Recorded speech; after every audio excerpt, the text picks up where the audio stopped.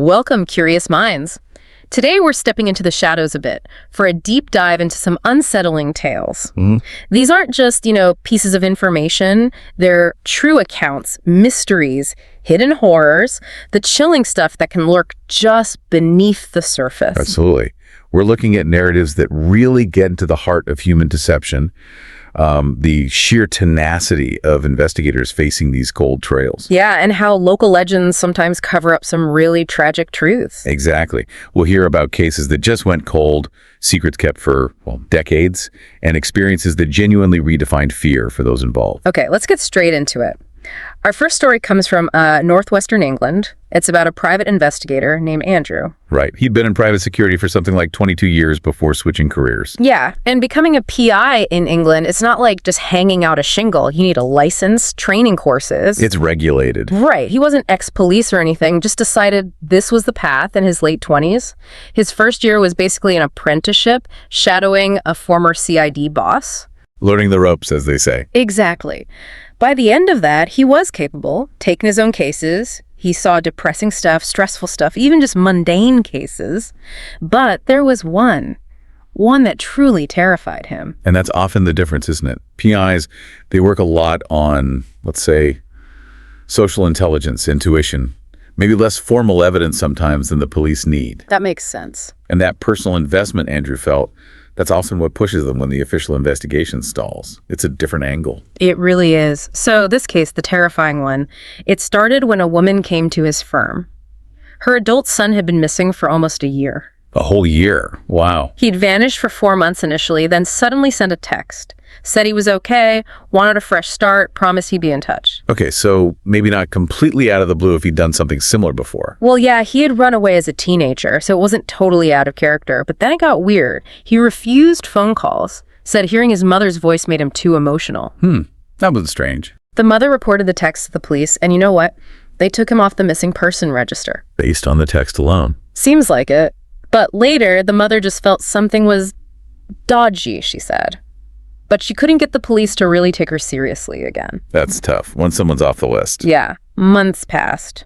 Then the police told her his phone had pinged way back in a specific area, near a junction, shops, a pub. The pub. Right? People at the pub knew him, saw him drink there sometimes, but hadn't seen him recently. Police warned the mom about, modern-day slavery, stuff like that. Told her to keep texting, keep calling. But eventually, resources get diverted. That's the reality. Exactly. And that's when Andrew got the case. His boss assigned it, and he started where the police left off, at the pub. And this wasn't your friendly neighborhood pub, I take it? Not at all. He described it as intimidating, silent stares from a group of lads. Andrew, in his work suit, stuck out like a sore thumb. Yeah, I bet. The barmaid even asked if he was a copper. He said no, but started asking questions, got vague answers. But then he spotted this group. 5 older men, maybe 40s, 50s. Okay. Really well dressed, like Stone Island, Barber, Saint Laurent, designer gear. Stood out completely in this working class place. That is unusual. What do they say? They claimed they knew the missing guy, but just by reputation. Said he was deep into drugs, probably owed money to dealers. Hadn't seen him recently, though. Convenient. Andrew noticed other patrons making frequent trips to the toilet, likely drug use. But these well-dressed guys stayed put. He then went outside, saw a young woman, clearly an addict. A potential source. He offered her money for info. She confirmed it. Those 5 guys, big local drug dealers, and the missing lad used to buy from them. And here's the kicker. She remembered a set too, like an argument between the missing guy and one of the mid-level dealers. Info she hadn't given the police. Crucial detail. Andrew figured his cover in the pub was blown, but now he had this mole. She later told him the dealers were talking about him. There's a felon around asking about you-know-who, they said. So they knew he was sniffing around. Definitely. But the most chilling part. She saw the shorter guy, the one in the Stone Island jumper, usually seen with high-end smartphones, using an old, cheap flip phone. Yeah. Really discreetly. The flip phone. Okay, that feels significant. Why use an old burner phone like that? Exactly Andrew's thought. He put it together. What if that flip phone belonged to the missing son? And the dealer was using it. To send those texts, to make the mom, the police, everyone think he was still alive. Oh, that's cold. Really cold. Andrew decided to test it, stood outside the pub, called the missing son's number again and again, voicemail. Then one night, it rang.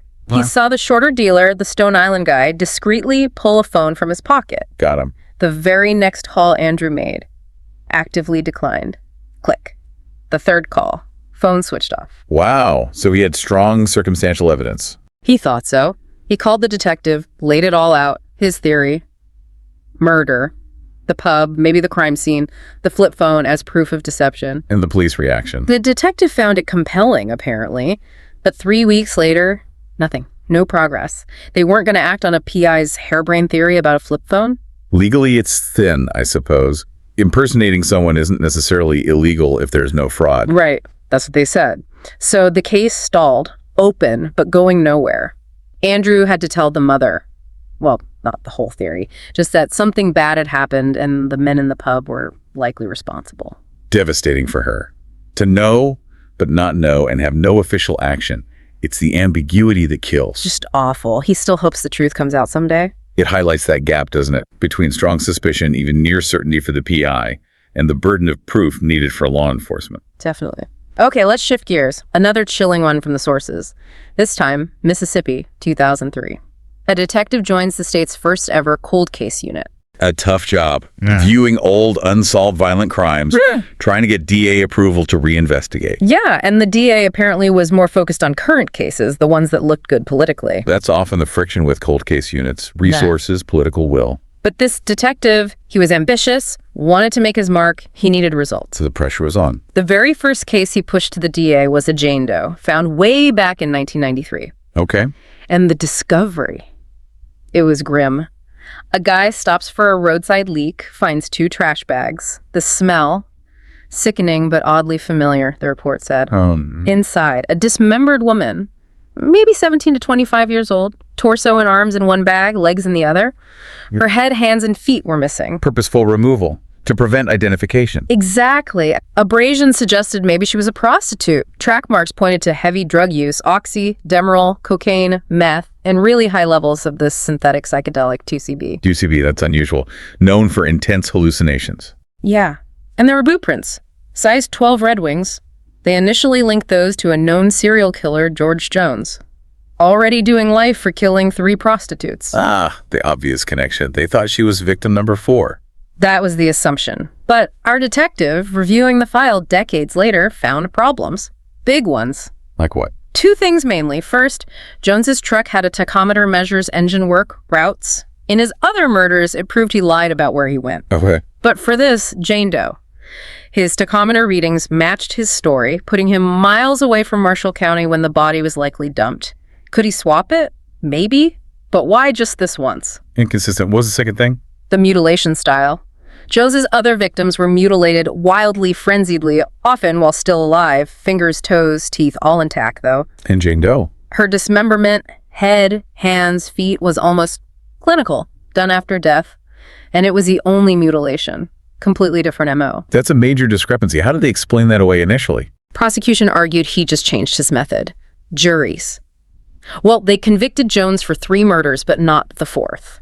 So Jane Doe remained officially unsolved, but everyone just sort of assumed it was Jones. Forgotten. Until this detective came along. Right. He felt she'd been treated like a pawn, overlooked. He kind of bent the rules to get the case reopened, told the DA he'd try to link Jones definitively, but secretly he suspected someone else entirely. Driven by that injustice. He started digging, searched digitized missing person records, looking for fair-haired women 1725, vanished 88 to 93, likely drug users or prostitutes. Found one. A stepmother reported her stepdaughter missing in 91. A possible match. Looked like it, physical description fit, and there was a small scar right above the right elbow mentioned in the report. Matched the autopsy photos perfectly. He was sure this was her. Okay, this feels like the breakthrough. He thought so too. They got DNA from the missing girl's half-sister to compare with Jane Doe. Everyone expected that 25% match for half-siblings. 0% match. No relation. None. He was, as the source says, absolutely devastated. Oh, man. Back to square one, but worse. All that hope dashed by science. It forced him to think way outside the box. He asked himself this very out-there question, he called it. What if there was no match? Because the missing girl wasn't actually her father's biological daughter. Whoa. Okay, where'd that lead? Well, the stepmother, she'd never met the first wife. supposedly died in childbirth. The father always said the memory was too painful to talk about. Convenient again. The detective checked adoption records for the father. Nothing. Then he ran the father's social security number. Didn't match the name he used. Stolen identity. It linked to a different name entirely. A name with a criminal record, indecent exposure, attempted kidnapping of a minor. Oh my God, so the father. Had served 6 years of an 11-year sentence for those crimes, then vanished. About a year later, a guy matching his description shows up elsewhere with a little girl, claiming she's his daughter. The missing girl. This guy was an exact match for the mugshots at the pederast. This is horrifying. The stepmother confirmed things had gotten bad between the girl and her father before she vanished at 18. He'd been weirdly reluctant to file a missing person report. Then, 6 months later, Friday, August 13th, 1993, he just leaves his wife and younger daughter, walks out. Friday the 13th. And Jane Doe. Her body was found the very next day, Saturday, August 14th, 1993. The timing is inescapable. The detective's strongest hunch, his gut feeling, was that this man, her supposed father, had kidnapped her, murdered her, dismembered her, likely after the missing person report finally got filed. But it's still a theory. No confession, no direct proof. Exactly. He couldn't tell the stepmother. The implications, fake identity, kidnapping, likely murder, it was just too much without solid proof. And without a viable suspect for the DA, someone they could actually charge. They reclosed the case. Yeah. He passes findings on. Major crimes, FBI, other agencies hoped for a nationwide manhunt, but nothing. To this day, the killer, the fake father, has never been caught. Another case of knowing, or strongly suspecting, but being unable to achieve legal justice. The system's limitations laid bare again. It's profoundly unsatisfying. Deeply. Okay, one last story. This one shifts tone a bit. Starts with childhood memory, but ends, well, somewhere dark. Bakersville, North Carolina, 1975. Appalachian superstitions are thick in the air. Right, a place where folklore is part of life. Our narrator is a kid, maybe 12, with his friend Scoot, who's 13.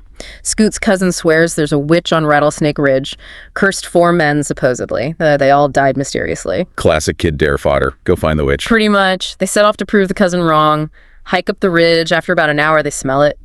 Campfire smoke. Gets the heart pounding, doesn't it? Made them both nervous. They followed the smell, pushed through some dense myrtle trees, and there it is, a log cabin. The witch's lair. Looked the part, too. Broomstick by the door, dried herbs hanging, wind chimes, little charm-like things. Exactly what you'd expect. Spooky. Then the door creaks open. Out steps an old woman. White, patchy hair, stooped over, warts. The whole image. Oh, boy. Who just blurts out, there she is. And they bolt. Ran like hell, convinced they were cursed. Haha, I can picture it. Pure terror. Their parents, though, they'd heard the witch story before, calmed them down, said, no, just an old lady who wants to be left alone. Even the kids at school kind of knew the truth. She wasn't a witch, just a sad, weird old lady. The mundane explanation. Often used to dismiss things people don't understand or want to talk about. Exactly. Fast forward decades. 2004. The narrator and Scoot are adults, having a drink in a bar in nearby Burnsville.